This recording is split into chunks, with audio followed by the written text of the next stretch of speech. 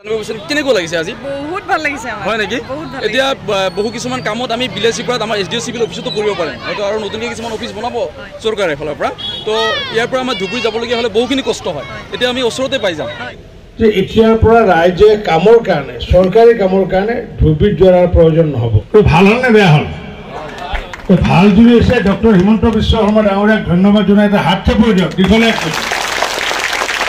তাত কিমান সহজ কাম কৰিলে। আয়ুক্ত নিজে ক'লে যে এতিয়াৰ পৰা যিমানবোৰ বিভাগৰ কাম আছে, কোনোবা বিভাগৰ কাম নহ'লে PT সিঙে যদি কিবা কাম নকৰে তেতিয়াহে গৈ পেলাই অভিযোগ দিব যাব যে আমাৰ CDC এই কামটো কৰা নাই, গতিকে আপোনাক আমি অভিযোগ দিব আহিলোঁ।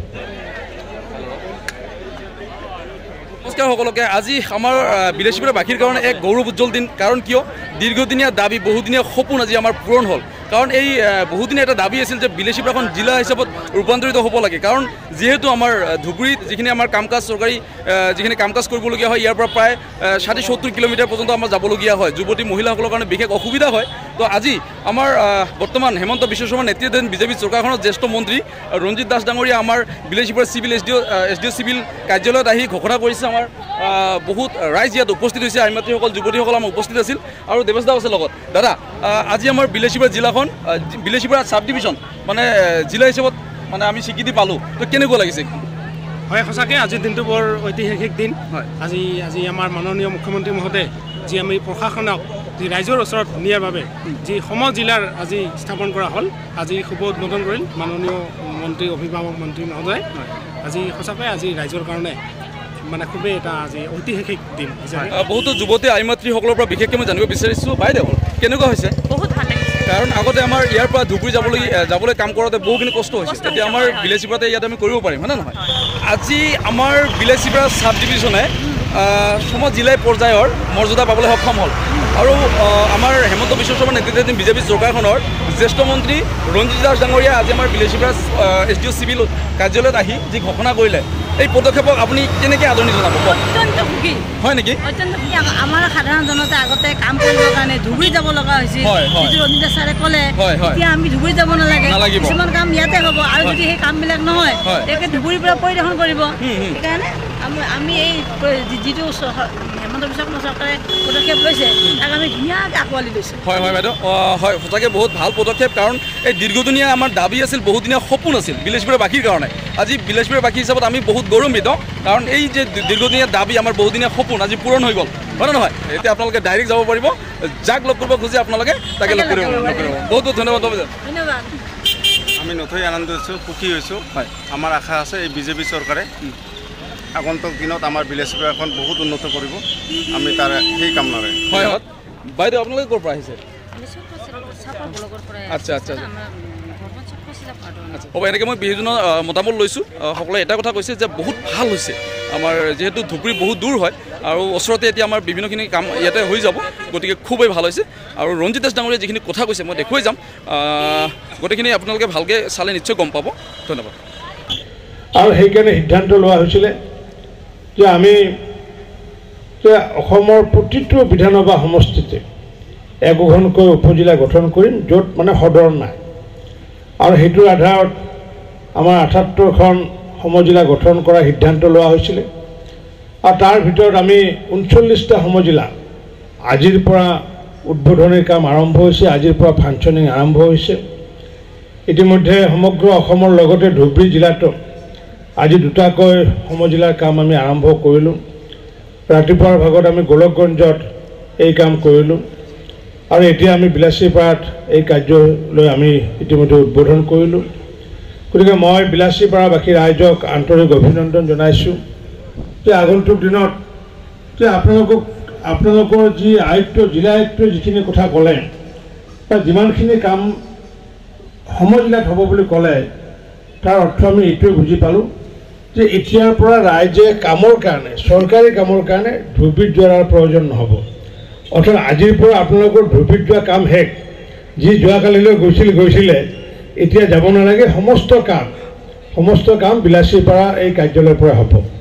যদিহে নহয়, আয়ুক্ত ডাঙৰে কৈছে, যদিহে নহয় কিবা কামত যদি কিবা বিজুতি থাকে তেতিয়াহে যাব লাগিব। কাম বিচাৰি পেলাই বা কামৰ কাৰণে বা অভিযোগ দিয়াৰ কাৰণে গ্ৰিভেন্স দিয়াৰ কাৰণে সেইবোৰৰ কাৰণে জিলা আয়ুক্তৰ কাৰ্যালয়ত যোৱা আজিৰ পৰা কাম শেষ আপোনালোকৰ বন্ধ হৈ গ'ল ভাল হ'ল নে বেয়া হ'ল ভাল যদি হৈছে ডক্টৰ হিমন্ত বিশ্ব শৰ্মা ডাঙৰীয়াক ধন্যবাদ জনাই এটা হাত চাপৰি দিয়ক দীঘলীয়া তাত কিমান সহজ কাম কৰিলে আয়ুক্ত নিজে ক'লে যে এতিয়াৰ পৰা যিমানবোৰ বিভাগৰ কাম আছে কোনোবা বিভাগৰ কাম নহ'লে পিটি সিঙে যদি কিবা কাম নকৰে তেতিয়াহে গৈ পেলাই অভিযোগ দিব যাব যে আমাৰ CDCয়ে এই কামটো কৰা নাই গতিকে আপোনাক আমি অভিযোগ দিব আহিলোঁ আমাৰ দৃঢ় বিশ্বাসী যে আমাৰ CDC পিটি সিঙে হওক বা প্ৰতিগৰাকী বিষয়া কৰ্মচাৰীয়ে হওক নিশ্চিত ওপৰত আমাৰ বিলাসীপাৰা মানুহৰ কামখিনি বিলাসীপাৰাৰে কৰিব মই সেইকাৰণে দুটা আবেদন জনাওঁ প্ৰথম আবেদন জনাওঁ আমাৰ এই কাৰ্যালয়ত যিসকল বিষয়া কৰ্মচাৰী আছে তেওঁলোকক মই বিনম্ৰতাৰে আহ্বান জনাইছোঁ মই সাধাৰণ প্ৰশাসন বিভাগৰ মন্ত্ৰী হিচাপে যে যিহেতু গাঁৱৰ বহু মানুহ আহে বহু মানুহে বহু কথা নাজানে তেওঁলোকৰ মনৰ কথা গাঁৱৰ কথা ক'বলৈ আহে বিভিন্ন ধৰণৰ ৰাস্তা ঘাটৰ কথা ক'বলৈ আহে যাতে আমাৰ বিষয়াসকলে যাতে কথাবোৰ যাতে শুনে যাতে মই প্ৰতিগৰাকী বিষয়া কৰ্মচাৰীক এইটো আহ্বান জনাইছোঁ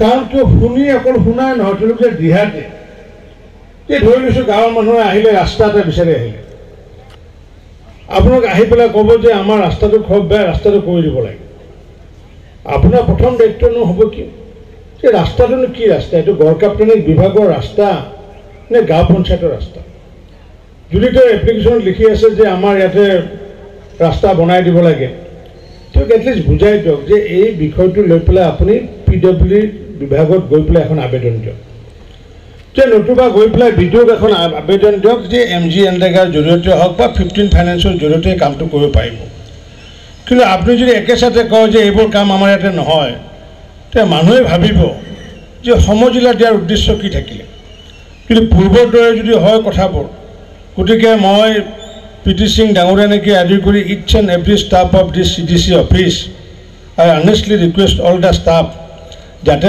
অনুগ্ৰহ কৰি যাতে মানুহৰ কথা যাতে শুনে যাতে মানুহৰ কথা শুনি পেলাই যাতে একশ্যন টেকন যাতে হয় তেতিয়াহে মানুহে এই সমজিলা দিয়াটো আমাৰ যথাৰ্থতা বুলি আমি সফল হোৱা বুলি আমি ভাবি ল'ম 228খন আমি ৰাজহুৱা গাঁও লৈ পেলাই এইখন আমি সমজিলা গঠন কৰিছোঁ 228খন গাঁও লৈ পেলাই ইয়াৰে যি আমাৰ টোটেল জিঅ'গ্ৰাফিকেল যিটো এৰিয়া আৰু সেইটো যদি স্কুৱেৰ কিলোমিটাৰত চাওঁ প্ৰায় 988 square kilometre 988 square kilometre radius লৈ পেলাই এই সমজিলাখন গঠন কৰা হৈছে ইয়াৰ যদি আমি যদি চাওঁ টোটেল পপুলেশ্যন চাওঁ তেতিয়াহ'লে আমাৰ পপুলেশ্যন হৈছে এই সমজিলাখনত 5,49,594 জন আমাৰ ইয়াৰে পপুলেশ্যন আছে ঠিক তেনেকুৱাকৈ যদি আমি লিটাৰেচি ৰেটটো যদি চাওঁ তেতিয়াহ'লে অকণমান এইটো অকণমান দুখজনক কাৰণ কিয় মাত্ৰ 41% আমাৰ ইয়াতে শিক্ষিতৰ হাৰ সকলোকে পুনৰবাৰ শুভেচ্ছা জনাই মই মোৰ বক্তব্য শেষ কৰিছোঁ নমস্কাৰ ধন্যবাদ জয় অসম ভাৰত মাতা কি জয়